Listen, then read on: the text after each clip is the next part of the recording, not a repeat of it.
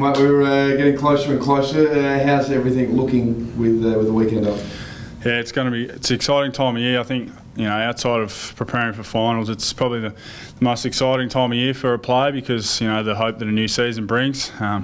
Every club's got the right to be excited and pretty hopeful, as the fans do. So, we've got a little bit of time to get through yet. We've probably got another really strong or tough training session on Friday that we want to knock over, get some more work into us, and then we're pretty much full steam ahead for the Kangaroos. Obviously, Don said after the game the other day in the Gold Coast, pretty happy with where things are at. What have been the biggest pluses of the summer for you as a group? Well, we obviously brought in about, 10 to 12 new players, so that's about a quarter of the list. So first and foremost, we had to get to know those guys and understand what they're like as people, first and foremost, and then try and integrate them into the way we play. So I think we've done a pretty good job. We've seen numerous guys come through. Seedsman, Miller are two that stand out. But, Dean Gore, there's a few others that have got an opportunity to play for us, and that's exciting for the fans. I think it's been well noted that we really want to improve the way we defend as a group. I think we've seen some strides. I think we're one of the best sides through the NAB Challenge at restricting scores, so that's going to be an aim as we go into the regular season.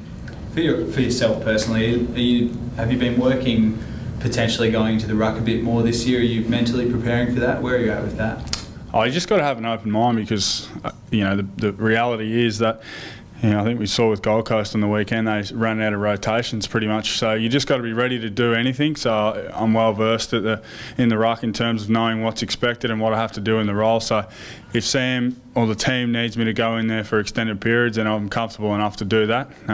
But I think we flourish and work best if Sam does the work, the majority, and I sort of just give him short chop outs. You enjoy it in there though? You're pretty versatile, move pretty well? Yeah, I like to get involved as much as I can because often, in today's football it can sometimes be tough to get involved in the game. So, spend 10, 15 minutes at a time stuck in the forward line, not getting your hands on the ball. So it's a great opportunity for me to get up the ground and get involved in the game.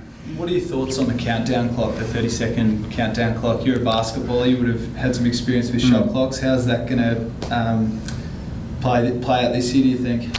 Yeah, it's going to be interesting. No, I guess another challenge for the umpires to take care of that and keep an eye on that. But I actually found myself checking on it when I had a shot on the weekend because I typically like to take a long time when I have a shot for goal. But I think for the most part, it's not going to be a huge issue for a lot of guys.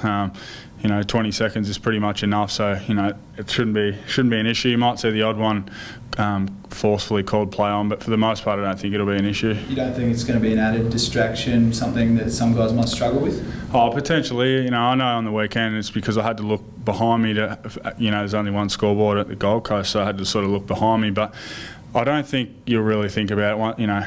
In the end, you've got a routine.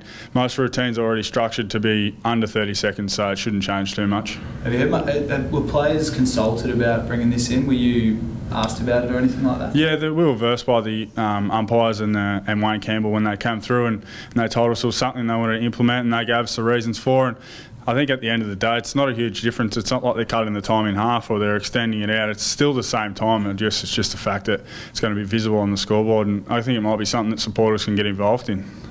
I think Brett Burton said the other day, even Andy Otten and Ricky Henderson will probably put their hands up for round one. Clearly they're not going to be ready match-wise.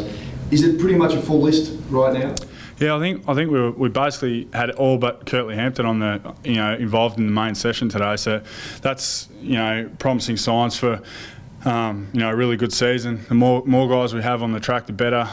It's no secret that healthy teams are often have good success. So if we can keep majority on the park, 40 guys every week training, it holds us in good stead because it gives you the opportunity to really do full-on match simulation and things like that. Josh, plenty of speculation surrounding your contract as we get with everyone. Is it something that you'd like to tidy up, or are you happy just to sit for a while? I'm super comfortable with where it's at. It's not something I think about at all. Especially this time of year. It's still before the season, so it was end of September. I might be a little bit worried, but the way things are, I've got more pressing issues. I want to get ready and play against North Melbourne in only 9 or 10 days. So I've got no queries about their contract situation.